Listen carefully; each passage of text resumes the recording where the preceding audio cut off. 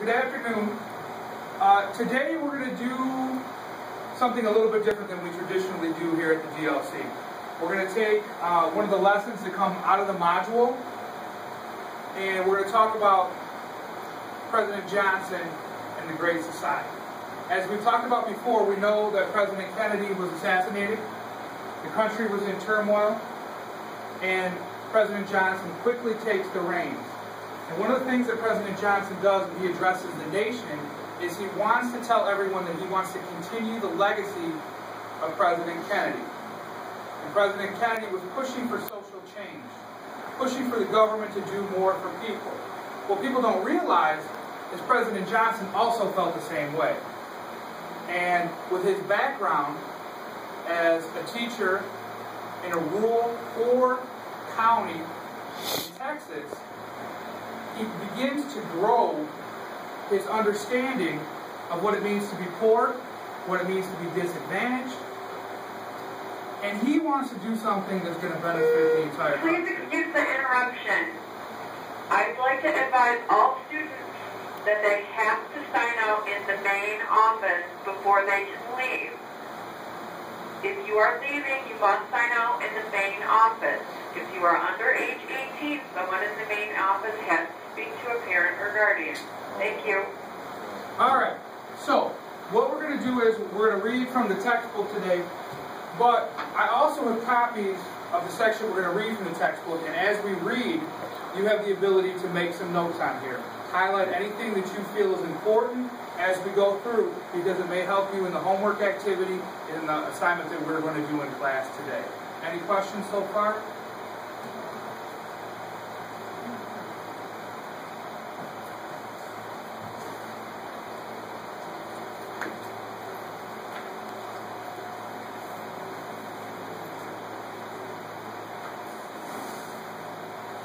So what we're going to learn today is about President Johnson's, probably his legacy. And many of the programs that we encounter, that we experience today, come from President Johnson, and they go back to the 1960s. So we're talking about, have been around for 50 years. Things that we may take for granted today, but people during this time period did not have. So I'm going to read a little bit, maybe call on some volunteers if somebody's willing to read, and then we will go into a little bit of detail about what we are going to move through today. One of the things that I need you to understand is, by the end of this lesson, you're going to be able to identify what the Great Society was, and each one of the components within President Johnson's plan, and then which ones are lasting today. All right? So the Great Society. After his election, Johnson began working with Congress to create the Great Society. He had promised during his campaign. In the same period, major goals of the Civil Rights Movement were achieved with the passage of the Civil Rights Act of 1964, which barred discrimination in many kinds, and the Voting Act of 1965, which ensured African Americans the right to vote. The Great Society was Johnson's vision of a more perfect and equitable society the United States could and should become. According to Bill Moyers, who served as Johnson's press secretary, Johnson admired Franklin Roosevelt and wanted to fulfill FDR's mission. To do that would require a program that would be on the same large scale as the New Deal. Someone want to pick up for me? Go ahead. Johnson's goals are consistent with the times for several reasons. The Civil Rights Movement had brought the grievances of African Americans to the forefront, reminding many that greater equality of opportunities may yet to be realized. Economics also supported Johnson's goal. The economy was strong and many believed it would remain so indefinitely. There was no reason, therefore, that poverty cannot be significantly reduced, especially when some had so much and others had so little. Johnson first elaborated on the goals of the Great Society by his speech at the University of Michigan. It was clear that the president did not intend only to extend relief to the poor or to confine government efforts to material needs. The president wanted, he said, to build a better society for all, a society where leisure is local, with a welcome chance to do it at the place, where the city of Minnesota not only the needs of the body and the demands of commerce, but the desire for beauty of the community. So what President Johnson wants to do is he really wants to reshape American society, talking about equality through economics, okay? So where people have access to the same things that we take for granted today. Somebody like to continue for me next page? Go ahead. This ambitious vision accomplished a multitude of programs. In the 3 years between 1965 and 1968, more than 60 programs were passed. Among the most significant programs were Medicare and Medicaid. Healthcare and reform have been a major issue since the days of Harry Truman. By the 1960s, public support for better health and benefits had solidified. Medicare had especially strong support consumers directed at the entire elderly population in 1965. Around half of those over the age of 65 had no health insurance. Johnson convinced Congress to set up Medicare as a health insurance program funded through the Social Security system. Medicare's twin program, Medicaid, financed health care for welfare recipients, those who are living below the poverty line. Like the New Deal Social Security program, both programs created what has been called entitlement. They entitled certain categories of Americans to benefits. Today, the cost of these programs has become a permanent part of the U.S. budget. So the word entitlement. Entitlement. Have we heard that word before? Do we use that? Dakota, what does entitlement mean to you? I heard entitled, so entitled means that you have the right to something, that you can use something. Exactly. You have the right to something. It's almost guaranteed that it's yours. You're entitled to use. And one of the things that we take for granted today, Medicare and Medicaid. Okay? We know that President Obama in the past few years has worked hard on the Obamacare, making sure that all Americans have health care. But prior to this, in the early 1960s and before that, Americans did not have access to health care. Seniors did not have health care. The poor did not have health care. What happened is people got sick, they were afraid, they didn't go to the hospital, they didn't take care of themselves, so it had an impact on society as a whole. So you want to continue for me?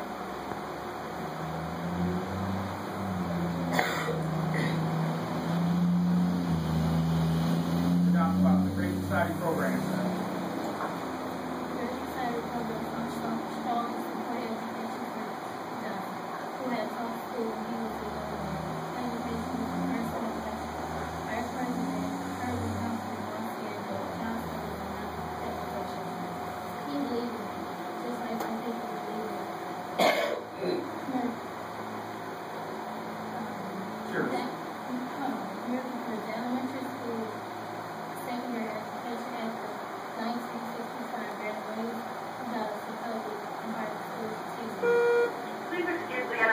Will Taylor Jackson please report to the main office?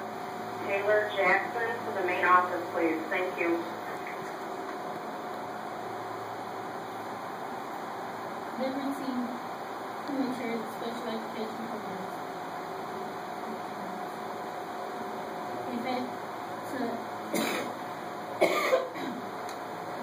To improve education of the preschoolers, the project is Head Start.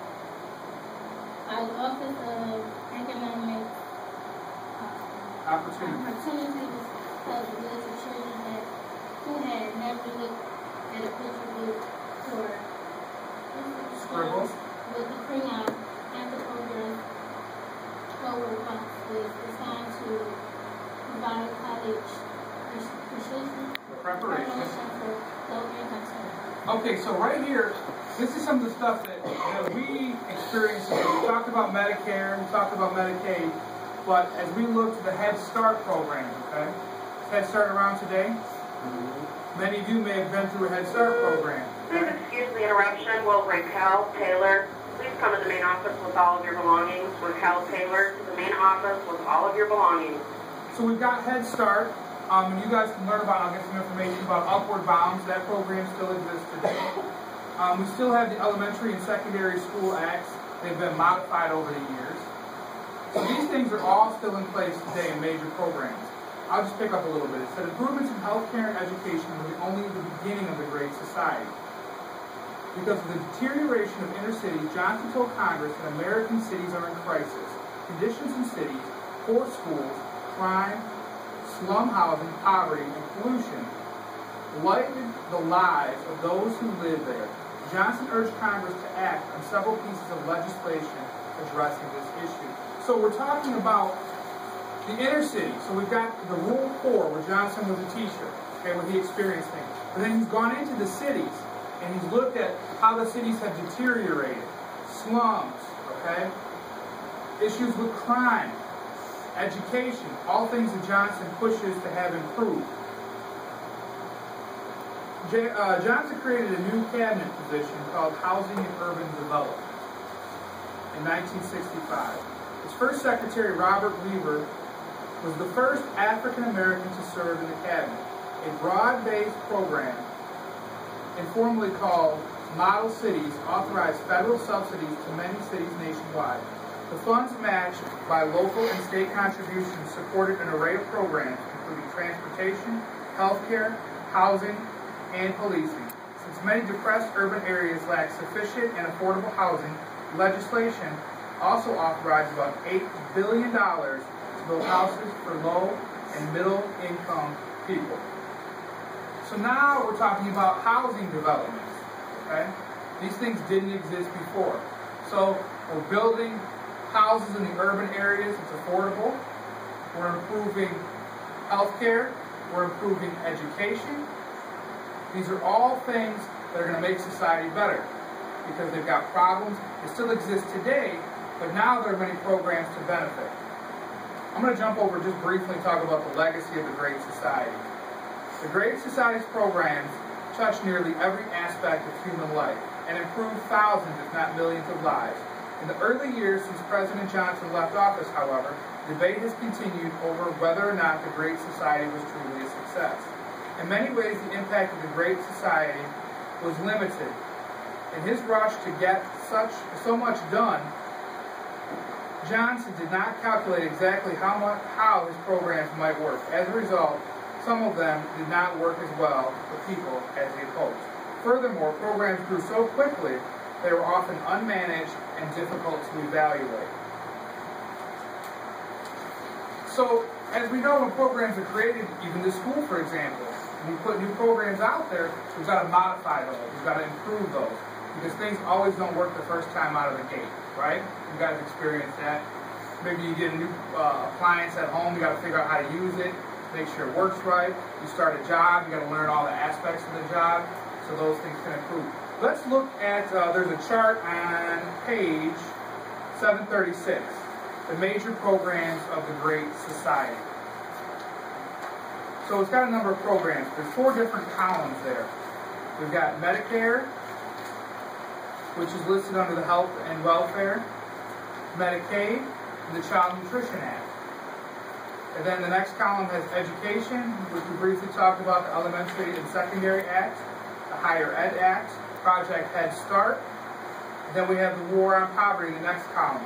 Office of Economic Opportunity, Housing and Urban Development, Demonstration Cities and Metropolitan Development Act. Then the last one is Consumer Protections, Consumer and Environmental Protections. So we've got the Water and Clean Air Act, the Highway Safety Act, and the Fair Packaging and Labeling Act. So, as you read through some of these, and you're going to do an activity with this, you're going to see which programs are still used today, and which programs have been modified, and which programs we don't use. I can tell you that looking at this chart, that many of these programs still exist, and we all benefit from these programs. The school we're in today is a direct benefit of this program. The Head Start program that some of you may have been a part of is also there. The Child Nutrition Act, the lunches at school, those are all things that come from President Johnson.